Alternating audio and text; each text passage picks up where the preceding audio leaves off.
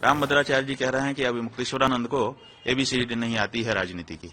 ABCD शब्द जो है अंग्रेजी का है, काखा भी कह सकते थे तो ज्यादा अच्छा लगता उनके मुख से कि एक भारत का विद्वान बोल रहा है। कश्मीर के मामले में समस्या क्या है? समस्या यह है कि भारत कहता है कि ये हमारा अंग है, पाकिस्तान कहता है कि ये हमारा अंग है। इतना कड़ा कानून गौ हत्या के बारे में जिस स्टेट में हो वो स्टेट पाकिस्तान का हो सकता है। रामभद्राचार्य जी का वक्तव्य आया। रामभद्राचार्य जी कह रहे हैं कि अभी मुक्तेश्वरानंद को एबीसीडी नहीं आती है राजनीति की, भारतीय राजनीति की एबीसीडी नहीं आती है।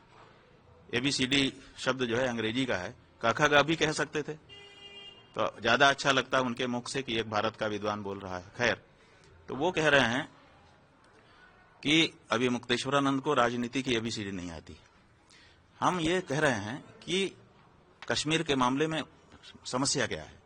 समस्या यह है कि भारत कहता है कि ये हमारा अंग है, पाकिस्तान कहता है कि ये हमारा अंग है। जब दो लोग किसी एक वस्तु पर दावा करते हैं तो प्रमाण की जरूरत पड़ जाती है कि प्रमाण दो कि ये तुम्हारा है। तो अब भारत को भी प्रमाण देना है, पाकिस्तान को भी प्रमाण देना है। तो भारत क्या प्रमाण देगा?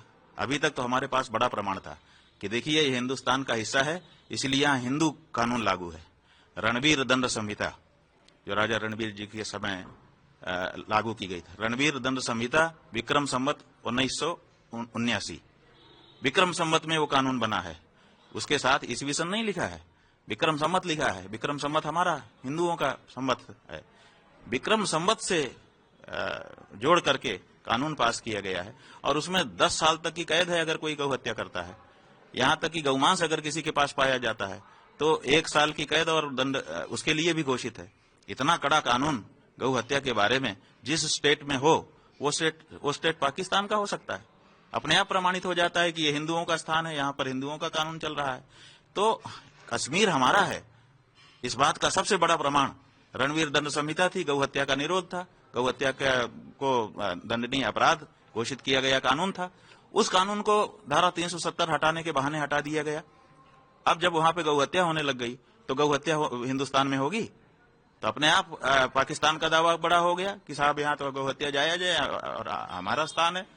तो रणवीर दंड संहिता इस बात का प्रतीक है। गौ हत्या दंडनीय अपराध जिस भूमि पर है वो भूमि हिंदुस्तान की ही हो सकती है। चीख चीख करके पुकार करके ये कानून कह रहा था। तो फिर राजनीति जानने वालों ने इतने बड़े प्रमाण को वहां से क्यों हटा दिया? 370 धारा हटाने के नाम पर आपने ये क्यों किया? और आपने पूरे देश में लागू कर दिया भारतीय जो पीनल कोड था, इंडियन पीनल कोड, भारतीय दंड संहिता, उसको अब भारतीय न्याय संहिता 2023 कहा जा रहा है। तो भारतीय न्याय संहिता में आपने वो प्रावधान क्यों नहीं लाए जो प्रावधान पहले से वहां रणवीर दंड संहिता के माध्यम से लागू थे? उनको आपने भारतीय दंड संहिता में क्यों नहीं स्थापित कर दिया?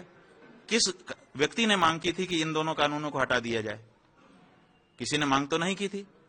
रणवीर दंड संहिता की धारा 298 का और 298 का वो किस कारण से भारतीय न्याय संहिता का हिस्सा नहीं बन सकी?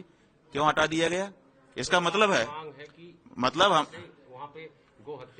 हाँ, गो हत्या पर जो प्रतिबंध परंपरा से वहां पर था, कानून था, उस कानून को वहां पे लागू रखा जाए ताकि गौ हत्या उस जगह पर ना हो सके। इससे दो चीज होती है, एक तो हम हिंदुओं की भावना की सुरक्षा होती है और दूसरे उस स्थान पर हिंदुओं का आधिपत्य रहा है, वहां पर हिंदू कानून चलते रहे हैं, इसलिए वो स्थान हिंदुस्तान है। ये बहुत बड़ा प्रमाण है। तो दोनों ही राजनीतिक दृष्टि से भी ये आवश्यक है और भावनात्मक दृष्टि से और धर्मशास्त्र की दृष्टि से भी आवश्यक है। तो हमने इसीलिए इसकी मांग की है। तो इसमें लोग कह रहे हैं कि हमारा वक्तव्य उल्टा है। उल्टा नहीं है, कंट्रोवर्सी इसलिए बन गई है। हाँ, आप 370 की मांग कर रहे हैं कि गो हत्या की मांग? भाई हम मांग कर रहे हैं कि 370 धारा हटाने के नाम पर जो आपने रणवीर दंड संहिता के धारा 298 का और खा हटा दिया, उसके लिए हम कह रहे हैं।